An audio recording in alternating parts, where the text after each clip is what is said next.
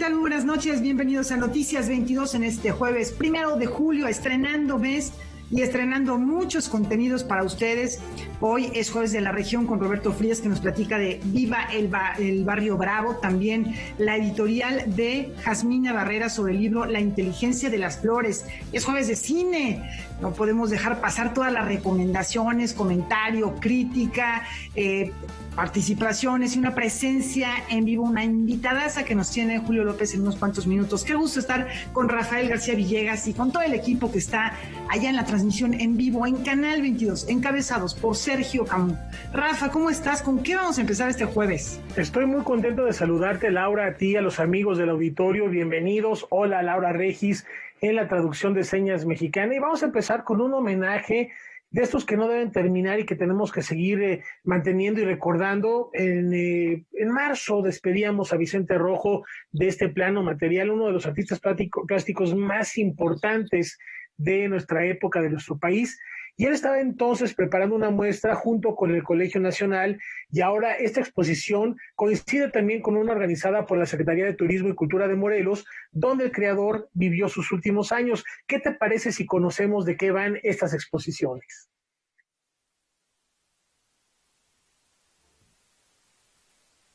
Acá que dan cuenta de la prolífica trayectoria como diseñador gráfico y artista plástico del maestro Vicente Rojo.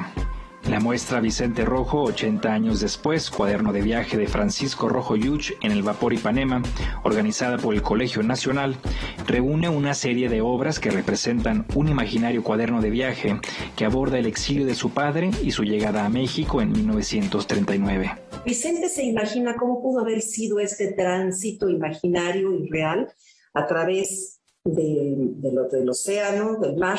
Y entonces, pues una hoja está dedicada a la proa del barco, al parto de máquinas, al diario de a bordo que se publicaba en el vapor y a su paulatino descubrimiento de lo que será su nueva vida. Por otro lado, la exposición Vicente Rojo, Dones y Habilidades es una curaduría propia de la Secretaría de Turismo y Cultura del Estado de Morelos, que incluye casi un centenar de piezas en las que destaca el vasto y variado trabajo del maestro Rojo en el ámbito editorial. La muestra pretende desarticular la manía culturalista de la que habla el poeta David Huerta en el libro Vicente Rojo, Diseño Gráfico, en el que señala que tradicionalmente se ha considerado que un diseñador gráfico tiene habilidades, mientras que un pintor posee dones. Entonces él dice que hay que partir de esta negación de este culturalismo y ver en Vicente Rojo, por supuesto, los dones y las habilidades, porque Vicente Rojo es un artista plástico que lleva al campo del diseño gráfico su amplia, su vasta cultura artística y viceversa. No podemos entender nuestra cultura visual hoy en día sin pasar por las letras, los arreglos, las serialidades en imágenes, el continuo uso de varias líneas de colores para varias de las aproximaciones que hace Vicente Rojo a la pintura y luego al diseño gráfico. La exhibición cuenta con notables ejemplares, entre ellos los primeros números de la revista Artes de México, la novela 100 años de soledad, algunas de sus más emblemáticas portadas diseñadas para la editorial Era y los juegos de mesa que creó, siempre con la intención de inocular el mundo del diseño gráfico con su pasión por el arte. Es una muestra que abunda en el trabajo, en el reconocimiento de quien además vivió hasta sus últimos días aquí en el estado de Morelos. Entonces será un gusto enorme que nos puedan acompañar ya en esta vida presencial de los museos. Los museos son hoy espacios de salud. Las exposiciones están abiertas al público en Jardín Borda hasta septiembre y diciembre respectivamente. Noticias 22, Omar Vera. Pues hay que darse una vuelta y efectivamente, qué bien dicho, tiene todo lo mejor del diseño gráfico, la obra de Vicente Rojo, y todo lo mejor del arte. ¡Qué gran unión! Fíjense que desde 1981 el Centro Nacional de Investigación, Documentación e Información Teatral Rodolfo Usigli se ha distinguido por su labor en la reflexión artística en México y, bueno, como bien lo dice su nombre, en recopilar documentos importantes. Para celebrar sus primeros 40 años de historia, se han organizado 5 encuentros virtuales en los que vamos a poder conocer de cerca los procesos de investigación que realiza. Vamos a ver más. El Centro de Investigación, Documentación e Información Teatral Rodolfo Usigli surgió en el año de 1981 con el propósito de investigar, compilar, organizar, conservar, vincular, actualizar y difundir información del teatro mexicano en relación con su propia historia y con los fenómenos escénicos mundiales. Durante el mes de julio, esta institución celebrará su 40 aniversario con 5 jornadas y 2 mojigangas. Como Centro Nacional de Investigación, lo que hacemos es justamente construir la memoria de la práctica teatral en nuestro país. ¿Cómo han sido los modelos de representación en los que contribuye el teatro para la noción justamente de lo que es lo mexicano, la identidad social, colectiva y en muchos sentidos? Serán 5 jornadas con encuentros virtuales en los que el CITRU dará a conocer sus líneas y procesos de investigación, así como algunos de los proyectos que han sido su argumento académico.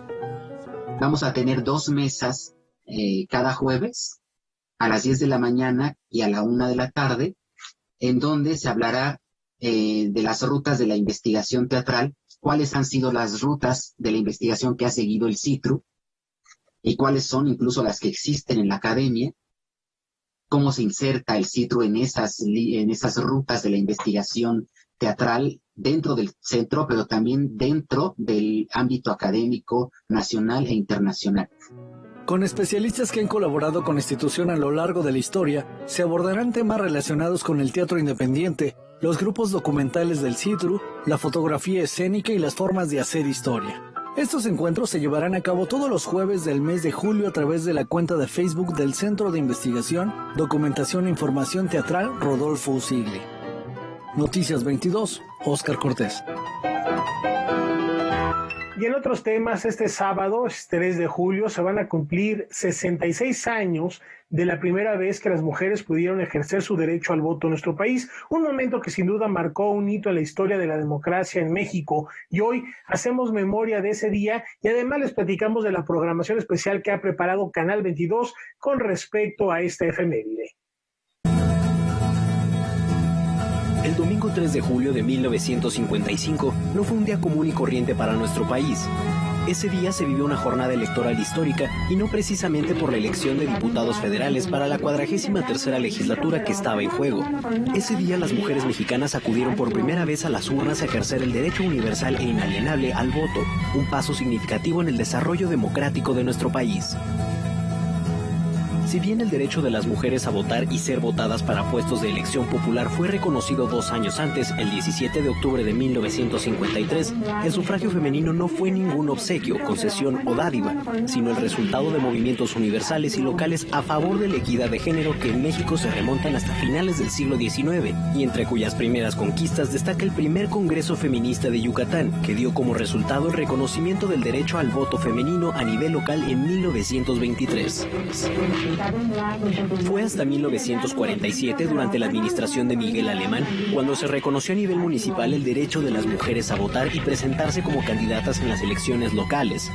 La consecución del sufragio universal, como hemos dicho, esperaría hasta 1953, año en el que el presidente Adolfo Ruiz Cortines hizo cumplir su promesa de campaña, otorgar el voto a las mujeres en el ámbito federal.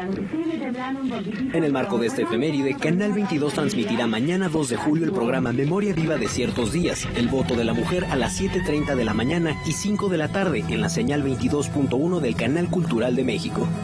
Una invitación a recordar que hace 66 años, en aquel domingo histórico de 1955, alrededor de 4 millones de mujeres de todo el país sintieron la emoción de participar por primera vez en las elecciones, integrándose desde entonces y para siempre en la vida cívica y los procesos políticos de México. Con información y texto de César H. Meléndez, Rodrigo Peredo, Noticias 22. Ya está disponible la convocatoria para el Premio Bellas Artes de Ensayo Literario José Revueltas 2021. Quienes tengan interés pueden inscribir sus obras inéditas que sean además en forma, escritas en español o en cualquier lengua incluida en el catálogo de lenguas indígenas nacionales.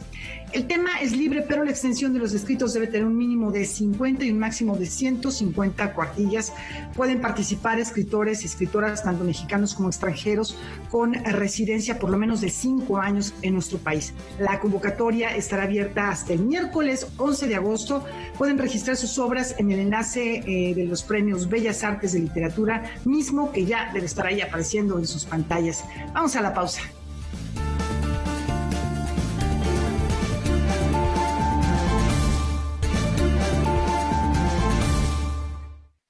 Bueno, hay prendas de vestir que nos pueden hacer perder la cabeza a quienes los usan o a quienes lo pueden apreciar o ver, no necesariamente como un fetichismo, pero más cuando uno está en la pubertad.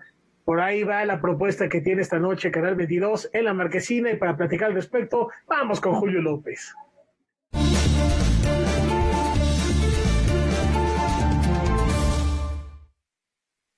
Laura, Rafael, amigos de Noticias 22, pues sí, esta noche Canal 22 presenta justamente El brasier de Emma, una película dirigida por Marisa Stach y protagonizada por Sofía Espinosa, quien nos acompaña esta noche. ¿Cómo estás, Sofía? Muy bien, contenta de estar acá platicando contigo una vez más. Hacíamos memoria y ya pasaron sus años del estreno de esta película, que es justamente también de los creadores de esta otra película que tiene que ver con los mundos adolescentes, que es Perfume de Violetas. El brasier de Emma está completamente en otro tono. Cuéntanos un poquito cuál fue tu experiencia y de qué se trata esta película. Sí, pues justo de la trilogía de Perfume de Violetas, a mí me tocó participar en La Niña en la Piedra, y esta fue la segunda peli que hice en la vida, y con Marisa Stach, mi madre del cine. Y pues es una comedia ligera, divertida, y es un poco esta transición de una chica, de una niña a la adolescencia y al despertar sexual y pues a la adultez de algún modo, ¿no? Eso en los años 60, entonces, además de esto que le pasa al personaje, pues en el mundo están empezando a haber cambios grandes, ¿no? Como la píldora anticonceptiva, no sé, se empieza a hablar de temas que antes eran un tabú en la sociedad mexicana y en el mundo un poco. Nadie se siente sola. Entonces creo que aborda todo esto y lo hace de un modo ligero, divertido, con un elenco maravilloso, ¿no? Está Celia Ramírez, Marco Treviño, salen por ahí Laura Almela, no sé, hay un montón de actores maravillosos. Y pues es una peli que yo le tengo mucho cariño porque ya cuenta parte de mi historia en el cine. Sí, justamente ahí vemos rostros muy jóvenes, ¿no? Como el tuyo, pero también está un joven Luis Gerardo Méndez, por ejemplo, Gabino Rodríguez, está Jimena Ayala, Jimena Sariñana también aparece por ahí, por supuesto Arcelia Ramírez, Karina Giri. ¿Cómo fue justamente un poco trabajar en este pues elenco multiestelar, ¿no? Ustedes eran un poco debutantes que ya se estaban codeando pues con algunas estrellas del cine mexicano que ya tenían renombre. Sí, pues mira, yo creo que Marisa Stach y Pepe Buy, una de las cosas de los que ellos hacen y se sienten orgullosos es que inician a muchos jóvenes en sus carreras en el cine, ¿no? Creo que ellos hicieron la primera película de Diego Luna, Ana Claudia Tarancón, Luis Gerardo, Jimena Ayala, etcétera, ¿no? Yo en la película anterior me tocó trabajar también con Gabino, con Luis Gerardo Méndez, con Arcelia, en otros papeles y en otro tono, ¿no? La otra, La Niña en la Piedra, pues es una cosa tremenda, bastante oscura, bastante violenta, ¿no? Aunque también habla de esta etapa de la vida de la adolescencia. Y pues aquí fue reencontrarnos en algo súper distinto, cambiar de tono por completo, cambiar de universo. Yo pues en esa época tendría unos 17 años, 16, y el personaje es más chiquito, entonces también fue como entrar ahí a esta cosa lúdica de lleno, ¿no? Y a ser niña otra vez, aunque yo ya no era niña, digamos que ya había pasado por esta etapa, y pues cobijada por los mejores, la verdad es que siempre es un agasajo, porque pues, no tienes miedo a probar y a hacer el ridículo, porque ves que tienes colegas que admiras que están ahí sin miedo a nada, entonces pues te inspiran y les aprendes sin duda. Es particular justamente esta trilogía que mencionas en el sentido de que muchos de los temas que abordan siguen muy vigentes, ¿no? Las cosas no han cambiado tanto como uno quisiera pensar. Sí, pues yo creo que, no sé, la historia es cíclica y si bien hay cambios importantes que hacen que vivamos la realidad de otro modo, ¿no? Ahorita, pues simplemente el cambio que estamos viviendo ahora con la tecnología y las redes sociales y pues la pandemia, no sé, las generaciones que vienen, quién sabe qué se van a preguntar, pero creo que por otro lado, siempre va a haber esta transición, ¿no? Esta transición de ser niño a ser adulto, de descubrir que tu cuerpo está cambiando, que tu mente está cambiando, que la gente te ve de otra forma, ¿no? O sea, creo que eso es algo que por más que cambien muchas cosas en el mundo, esas etapas de transición pues son universales y no nos salvamos de ellas, ¿no? Y también son maravillosas. ¿Cómo ves a la distancia justamente pues este personaje, ¿no? En el sentido también de que pues tu carrera de pronto empezó pues muy arriba, ¿no? También con este cortometraje de Ver Llover que se llevó pues la Palma de Oro, ¿no? Y son cosas que de pronto uno pensaría que sucederían más adelante y a ti te llegó muy pronto también este reconocimiento. Y en ese sentido, ¿cómo ha sido para ti experimentar pues esta profesión y cómo ves justo reflejado este personaje pues ya al paso de los años? Pues mira, yo creo que he sido muy afortunada de entrada porque empecé trabajando en proyectos bellos, con equipos bellos, ¿no? Con directoras mujeres, mis primeras 2 películas con Marisa Stach, el corto con Elisa Miller, entonces empecé como muy cobijada, muy chica también, pero muy cobijada, muy cuidada, eso, con grandes colegas a quienes aprenderles y que también estaban como muy al pendiente, ¿no? Entonces, creo que tuve una entrada, sí, muy, muy bonita. Y por otro lado, como que siento que desde ese entonces, que ahora ya suena lejísimos, pues queda esta idea de, bueno, este tipo de cine que me gusta hacer, pues lo he seguido haciendo hasta ahora, ¿no? Y pues son proyectos que me atraen y de algún modo me siguen llegando, ¿no?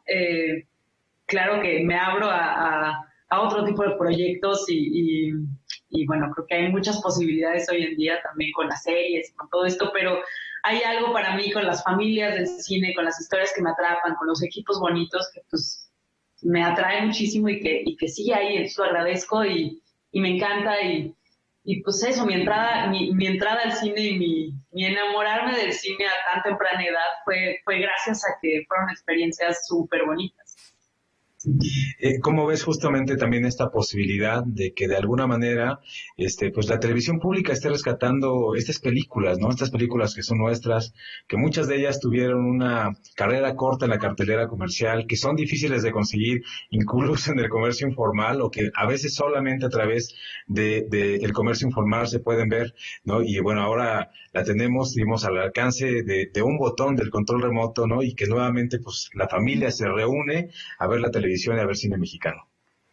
Me encanta que existe esa posibilidad, me encanta que el cine de distintas épocas, que el buen cine mexicano, pues, no sé, el cine está ahí, el cine se queda, entonces hay que estarlo viendo, ¿no? No es algo que ya pasó y quedó en el olvido, más bien hay que volvérselo a llevar a la gente, porque aparte, como decía, son temáticas que siguen siendo actuales, ¿no? Y me encanta, creo que he tenido varias pelis que han estado en el 22 en los últimos años y es emocionante porque mucha gente las ve, ¿no? Mucha gente que no sabían que existían, que no las pudieron ver en el cine. Sabemos que en el cine pues, las películas mexicanas duran poco. Entonces es maravilloso tener este súper espacio para volver a verlas o para descubrirlas, ¿no?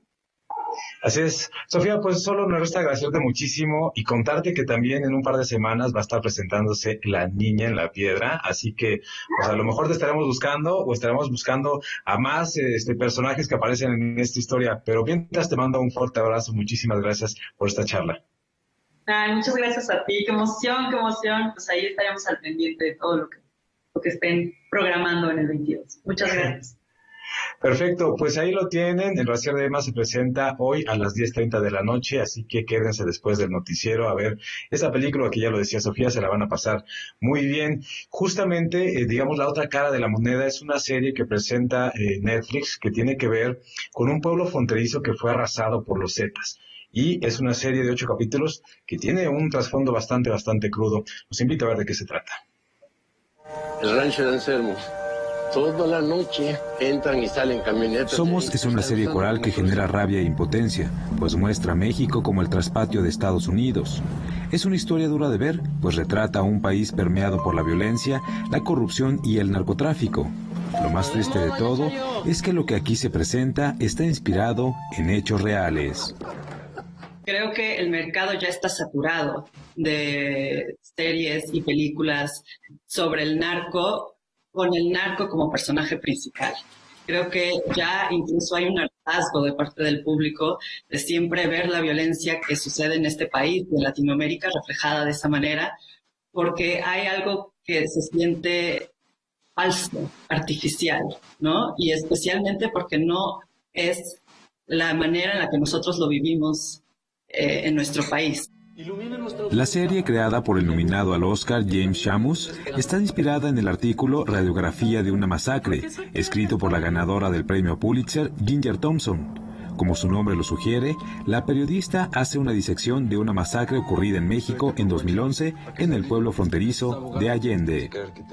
Yo creo que fue uno de los retos más importantes, crear esta suerte de conciencia colectiva, ¿no? De miedo colectivo, de un espacio donde la gente desarrolla su vida, pero al mismo tiempo cada vez la tensión va creciendo y creciendo hasta llegar a un punto insoportable.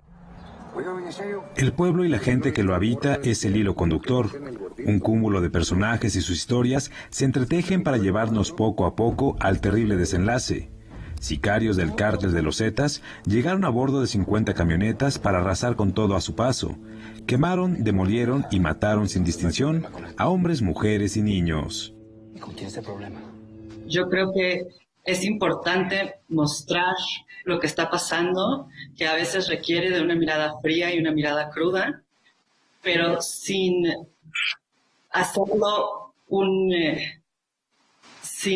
un espectáculo, ¿no? Yo creo que es importante en la medida de que nos concientice de lo que está pasando, que nos recuerde las cosas que no estamos viendo y nos enfrente a ellas, pero al mismo tiempo no caer en hacerlo un show.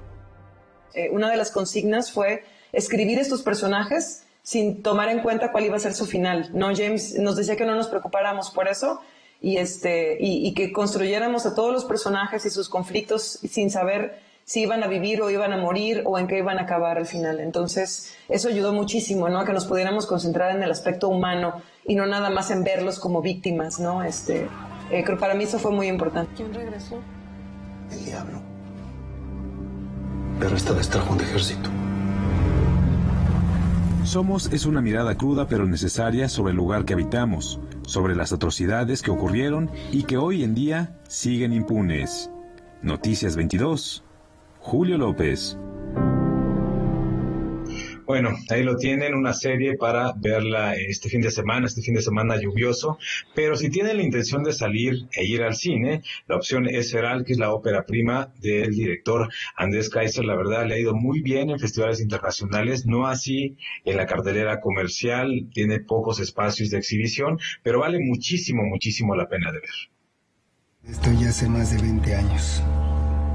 Se llamaba Juan Felipe de Jesús González. Feral, ópera prima del director Andrés Kaiser, es un complejo rompecabezas en el que cada pieza embona a la perfección para formar en conjunto un filme sólido de terror psicológico. Después me contó lo del niño. El personaje principal está inspirado en Gregorio Le Messier, fundador del monasterio de Santa María de la Resurrección, cuyos estudios sobre fe y psicoanálisis provocaron la ira del Vaticano y el cierre del lugar.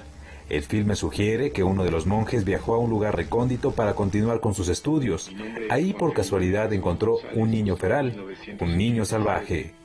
Esta es la primera grabación que hago con esta cámara para documentar el proceso que llevaré con el niño.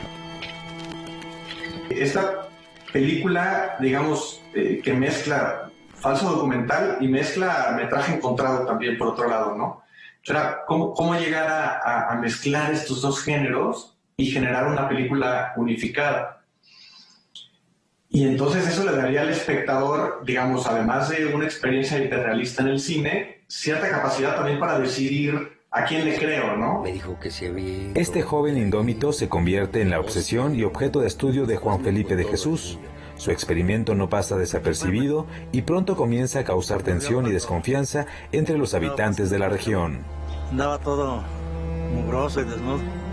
¿Sabe cuánto tiempo ya llevaría aquí? Le dije, vamos a entregarlo al pueblo.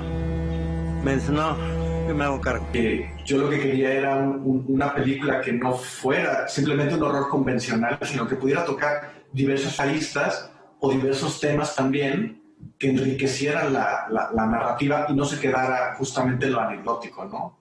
En una película anecdótica. Me parece que había algo que no estaba... Feral se aleja por completo de las versiones literarias románticas sobre niños salvajes, como Tarzán y El libro de la selva. En cambio se nutre de casos reales documentados como el de Víctor, un niño salvaje que en el año 1800 fue encontrado deambulando desnudo cerca del pueblo francés de Aveyron.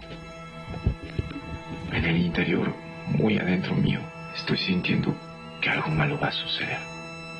Ahí empezó todo. Y los niños pues estuvieron, pues, hicimos un año de casting y un año de entrenamiento ya después cuando los elegimos a los 3. Entonces se prepararon muchísimo, ¿no? Muchísimo, y eso afloró un montón de capacidades que ellos tenían. Ahí todo cambió. Lo que es una tragedia, como suele suceder para el cine mexicano de calidad, es que Feral llegará a un reducido número de salas cinematográficas. Así que si la ven en cartelera, no pierdan la oportunidad de mirarla en pantalla grande.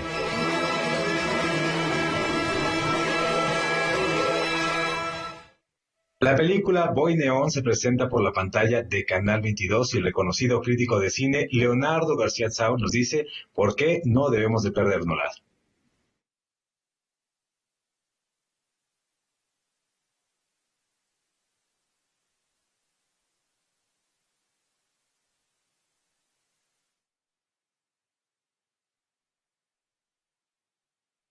Voy a recomendar una película brasileña que se llama Boi Neón, de 2015. Es una película del director brasileño Gabriel Mascaro, que antes había realizado la muy aclamada Vientos de Agosto.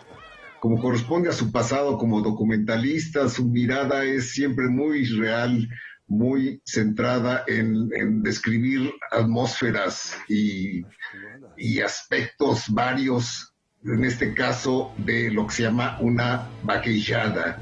O sea, una vaquillada es como un rodeo, hablando en términos norteamericanos, o una charreada en términos mexicanos. De hecho, la suerte que se realiza es muy de charreada. Son dos jinetes que se ponen al lado de un toro y uno de ellos trata de derribar al toro agarrándolo por la cola, ¿no? O sea, básicamente trata sobre la relación entre bestias y seres humanos en un entorno muy especial, donde más que describir una historia, el director Mascaro nos centra en 4 personajes muy atípicos que hacen algunas triquiñuelas para conseguir algo para sus bestias y en el proceso también enamorarse y tener sexo. El sexo está muy presente en la película, ojo, no es una película para familias. Hay una hermosa fotografía que nos muestra en formato ancho este novedoso mundo de la vaquillada, y la fotografía se debe al mexicano Diego García, que es egresado del Centro de Capacitación Cinematográfica y ha hecho una carrera internacional. En fin, les recomiendo mucho esta singular película Boi Neón, que pasa este viernes 9 a las 11 de la noche aquí por Canal 22. No se la pierdan. Hasta la próxima. Bueno, pues ahí lo tienen. La verdad es que hay muchas opciones para todos los gustos. Laura, ¿qué se te antoja a ti? Bueno, pues mira, la verdad de entrada, lo que presenta Canal 22 casi siempre lo veo, porque son películas de muy buena calidad, de muchos países diversos, y normalmente se encuentra uno con joyas. Además, con la serie que recomendaste ahora, El Brasier de Emma, con esta serie de estudios Churubusco, tenemos un panorama muy extenso del cine que todavía le podemos llamar contemporáneo, aunque ya tiene años de haberse realizado. Nos va dando un panorama para mucha gente que no tuvo la oportunidad de ver películas en su momento porque a veces no tienen suficientes copias. El número de copias no están en los cines, a lo mejor muy a la mano. Es una gran oportunidad. Y bueno, la serie de Somos, hay que prepararse porque sí se siente dura. Hemos estado viendo series así en los últimos tiempos en la misma plataforma y de verdad sí perturban mucho, ¿no? Aunque ya se decía, no queremos que sea un espectáculo, al final de cuentas lo es. Un espectáculo terrible de la realidad que lo vemos en los noticiarios todos los días y además, bueno, pues ya verlo en este formato, ojalá que sirva para la reflexión. Julio, tú nos tienes una sorpresota, cuéntanos. Pues sí, fíjate que justamente hablando de números y de cifras que tienen que ver con el cine mexicano, por primera vez se presenta el Anuario Estadístico de Cine Mexicano 2020 a través de la pantalla de Canal 22. Hicimos un programa especial, nos quedó bien padre. Hay voces muy diversas justamente que opinan al respecto de las cifras que arrojaron este año atípico del 2020 en plena pandemia, donde se vino un poco abajo la producción, la exhibición, los empleos, ¿no?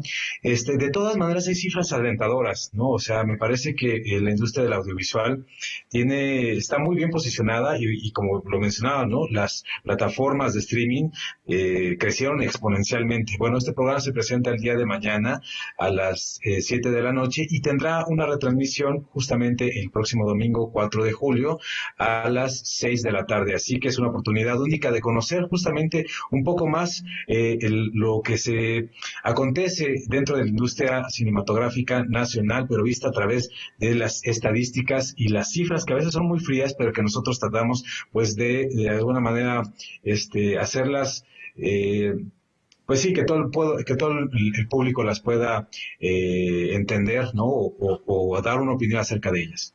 Contextualizarlas, porque todos somos parte de esas cifras, saber que nosotros estamos formando parte de lo que se ve, de lo que se consume y efectivamente, como dices, la industria audiovisual es una de las más consumidas, bueno, al grado que, como hemos estado anunciando aquí en Noticias 22, el teatro, los espectáculos de danza se hacen ya ahora por medios audiovisuales, así que pues está creciendo, aunque las salas de cine efectivamente deben haber tenido pérdidas pues muy importantes, pero hay que estar ahí, hay que estar en estos dos programas. Repetimos los horarios: mañana 7 de la noche, domingo 6 de la tarde. Tienen esas dos oportunidades para ver este programa que presenta Julio López con, bueno, pues un equipo fantástico de producción para que conozcamos cuál es el estatus de la industria audiovisual en este momento. Muchísimas gracias, Julio. Nos vemos. Bueno, y hablando de recomendaciones, ¿cómo no recomendar, como cada jueves, al término de este espacio informativo, el programa de Jacaranda Correa, que nos espera en Debate 22? Hoy recibe a la columnista del periódico El Economista, Maribel Ramírez, y a la directora de la revista Fortuna y, bueno, también colaboradora de la revista Proceso, Claudia Villegas, para descubrir qué hay detrás del desabasto de medicamentos. Un temazo, no se lo pierdan, 9 de la noche, terminando Noticias 22. Volvemos en un instante.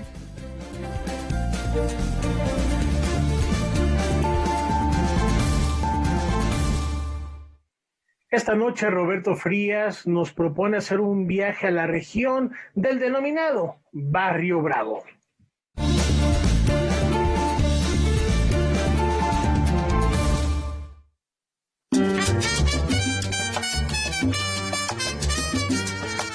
El barrio de Tepito es uno de los más antiguos de la Ciudad de México. En tiempos prehispánicos se ubicaba en la frontera entre Tenochtitlán y Tlatelolco. Ahí se ubicó uno de los últimos reductos de la resistencia mexica ante el ejército de Cortés. Durante el virreinato fue un barrio bajo el control indígena y muy rico, pues poseía varios recursos de explotación. Más tarde, marcaría el límite norte de la Ciudad de México, habiendo en sus inmediaciones una garita donde se cobraba el impuesto por la entrada de mercancías. Hacia 1900 había en la zona gente con multiplicidad de oficios: comerciantes, albañiles, zapateros, tejedores, jornaleros, carpinteros, empleados domésticos, panaderos y cargadores. Con la Guerra Cristera llegaron muchas personas emigradas del Bajío, entre ellos una gran cantidad de zapateros, lo que convirtió al barrio en uno de los principales centros de su elaboración.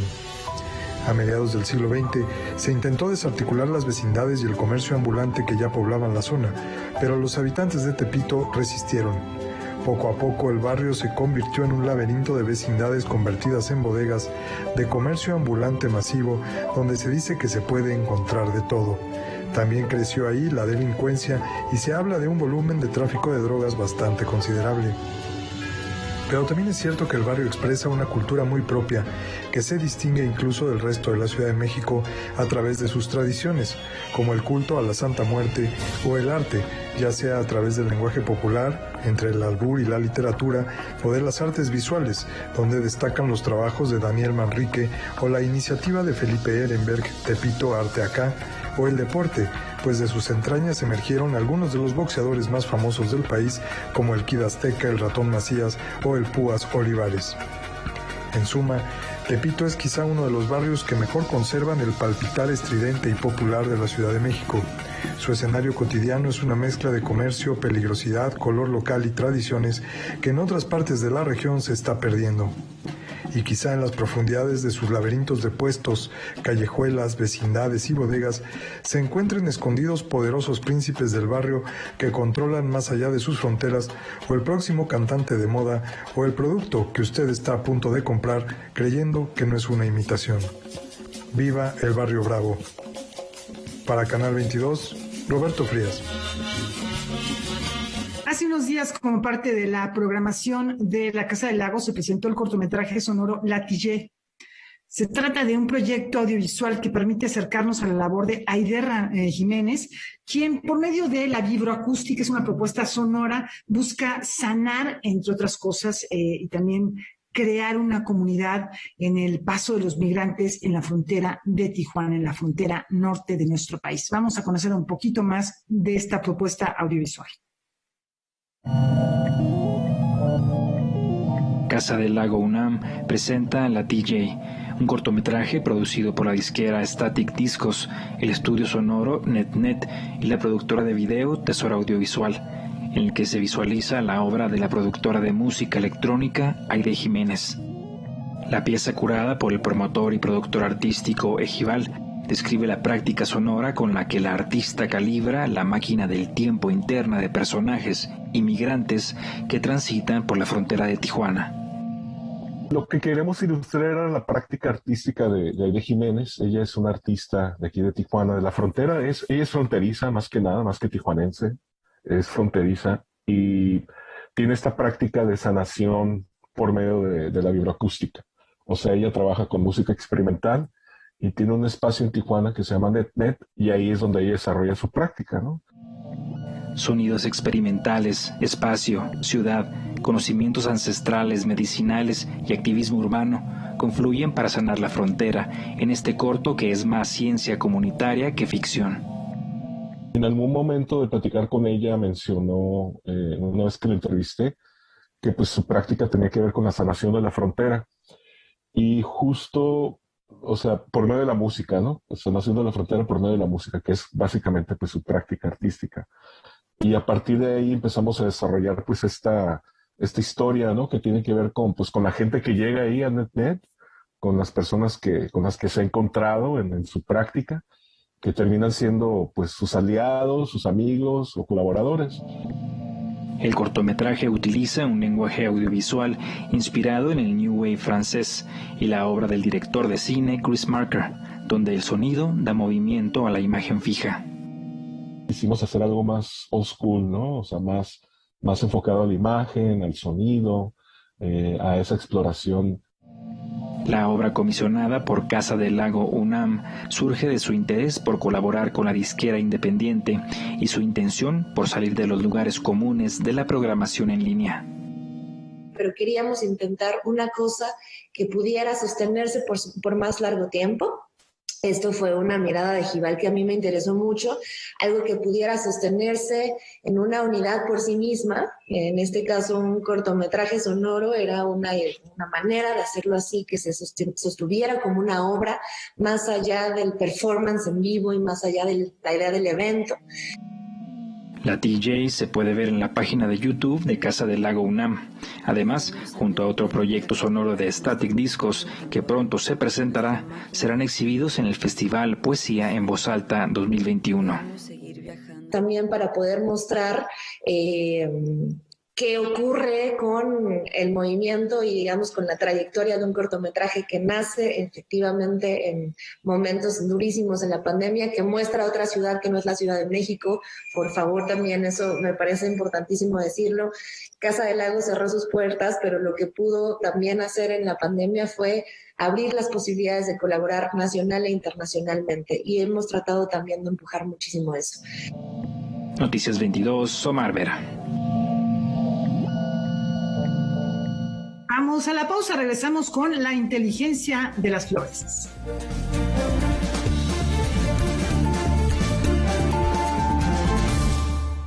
En la editorial de la semana, Jasmina Barrera nos invita a adentrarnos a las páginas de la inteligencia de las flores.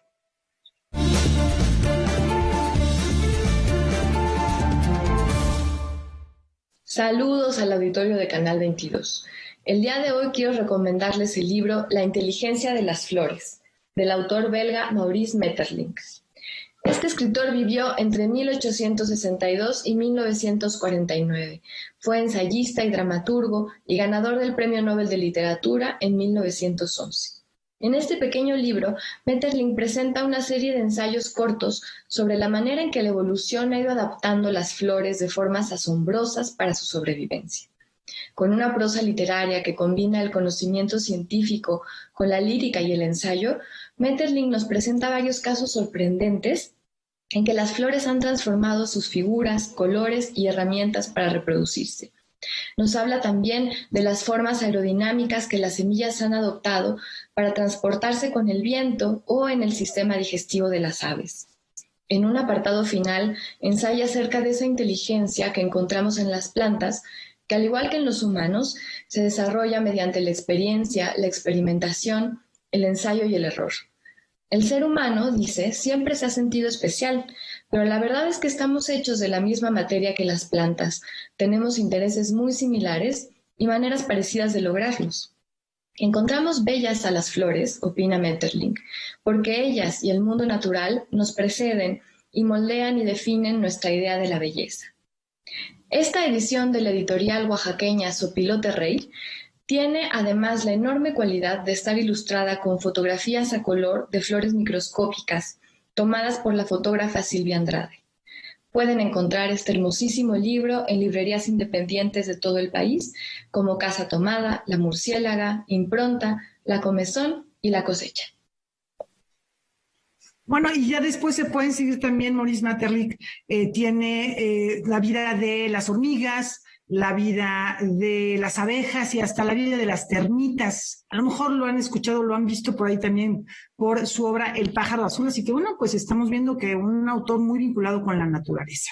A partir de hoy y hasta el sábado 31 de julio tendremos acceso a las transmisiones de Le Migramos, un encuentro que por medio de actividades lúdicas, literarias y artísticas nos va a dar a entender la difícil realidad que viven los migrantes en su trayecto. Vamos a decirles a continuación en donde pueden consultar toda la programación. Por segundo año consecutivo, se realizará de manera virtual el encuentro Le Migramos, Historias que Cruzan, un espacio de encuentro organizado por la Fundación SM e IBI México, en colaboración con el Centro Cultural España en México y la Cámara Nacional de la Industria Editorial Mexicana, que tiene como objetivo sensibilizar sobre las causas y consecuencias del fenómeno migratorio a través de la literatura y actividades artísticas. La verdad es que el duro tema de la migración, del fenómeno migratorio, lo hemos podido acompañar desde las historias, desde la palabra, desde la narración, con un propósito que es pues entender un poco más este fenómeno y también sensibilizar mucho a la población. A veces, aunque sabemos que existe, es un tema que es atravesado por muchas cosas, por la xenofobia, por el rechazo, por la discriminación, y justo a partir de las historias y la narrativa encontramos un muy buen pretexto para adentrarnos en el tema de la migración. Le Emigramos desarrollará más de 20 actividades en las que participarán creadores que contarán su experiencia. También se impartirán talleres, así como obras de teatro organizado por el programa Alas y Raíces. Con un programa que nos va a acompañar durante todo el mes de julio, con actividades diversas que vamos a poder tener desde mesas de diálogos, talleres, cápsulas de lectura, narrativas, teatro, charlas con autores. Entonces realmente es un abanico bien interesante, es un programa cultural que tiene este propósito. Y entonces, con esta participación de autores, de editores, de ilustradores, de narradores, de mediadores, lo que estamos logrando es percibir de manera distinta otras realidades y entonces enriquecer nuestra forma de entender estas condiciones. La programación está disponible en el portal de la Fundación SM México e IBI México, y todas las actividades se transmitirán a través del canal de YouTube del Centro Cultural España en México. Noticias 22, Óscar Cortés. Y nos despedimos y lo hacemos con música esta noche, recordando al compositor alemán Hans Werner Henze, a 95 años de su natalicio. Él fue incomprendido en su tierra, se mudó a Italia, se reconoció con algunos movimientos contestatarios como el de Che Guevara, quien le compuso obra, y además fundó la Asociación Internacional Astillero de Arte. Entre sus amplias obras encontramos algunas que tienen ciertos dodecafonismos, pero otras que están muy apegadas a los cánones del jazz, y además era admirador de Telemann, y para muestra este botón que se llama Telemanía. Con eso nos despedimos y nos vemos el día de mañana. Muchas gracias, hasta mañana, Laura.